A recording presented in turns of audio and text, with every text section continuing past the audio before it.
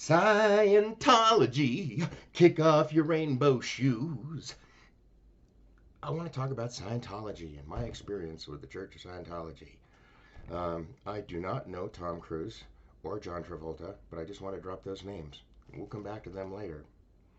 I was walking one day down Hollywood Boulevard east because I wanted to take in the sights, the sounds, the smells, the food, the people. I had just moved into the neighborhood recently. This was the early 80s. The movie theaters, loving it. And I get to this one corner. I look up and there's this really tall banner that goes up several stories that says Dianetics.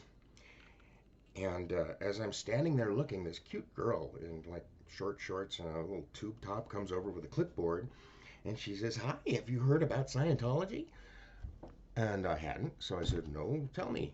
And she gave me a little rundown of basically what it is, and she says, "If you like, we can audit you." Now, I heard that things were done a little differently in Hollywood. I liked the way she dressed. She was cute. I think she's probably a Leo with hair like that. So I said, "Okay, audit me."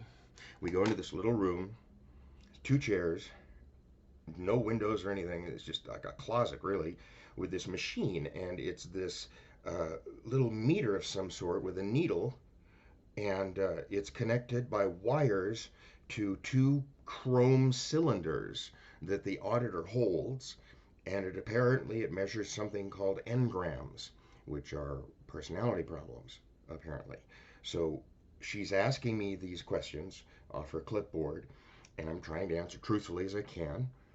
And as we're proceeding, as we're going on, she's consulting the needle there and looking at her question, looking at me, looking at the needle, and shaking her head and making notes and going, yeah, no, yeah, no, okay.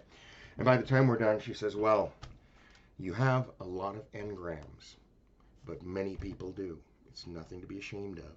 Scientology can help you get rid of these engrams with further auditing, just like this." And she leans over and kind of shows a little cleavage. And I'm all, I really need a cheeseburger with extra pickle and onions, an extra pickle and mayonnaise, no onions. And I got up and left, thanked her for her time, and I started to do a little research on my own about Scientology, and I found out that there were these 2 friends who were science fiction writers. You may have heard of them, L. Ron Hubbard and Ray Bradbury.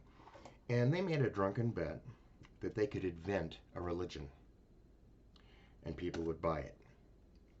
So Ray Bradbury wrote Stranger in a Strange Land. Wonderful book. I really like it. Highly recommend it. A book I grok very much. And out of that book, through no effort. Okay, technical problem.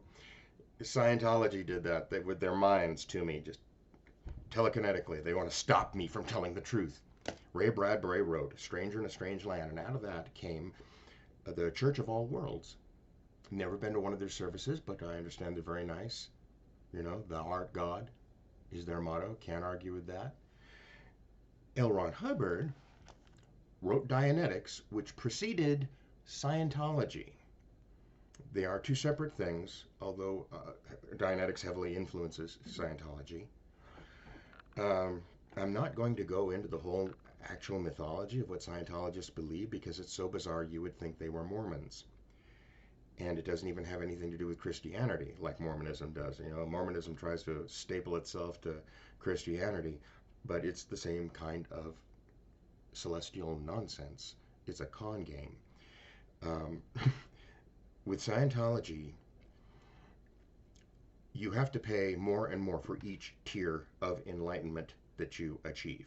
Start out at the base, they give you the basic teachings. Then you go up another level, you probably pay twice as much. You go up to the 3rd level, you probably pay 3 times as much. But by that time, you're financing this by getting other people to join Scientology.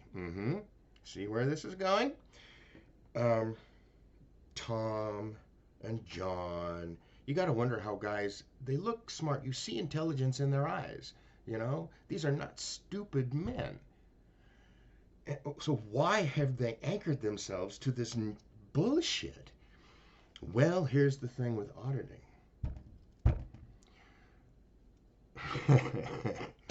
This is such a scam. It's such a perfect scam. I just got to admit, it's like, it's pure. It's perfect. They get you through auditing through your engrams. Those machines don't do anything. Um, they get you to admit your deepest, darkest secrets. And then when they've got you. And they can blackmail you into never leaving.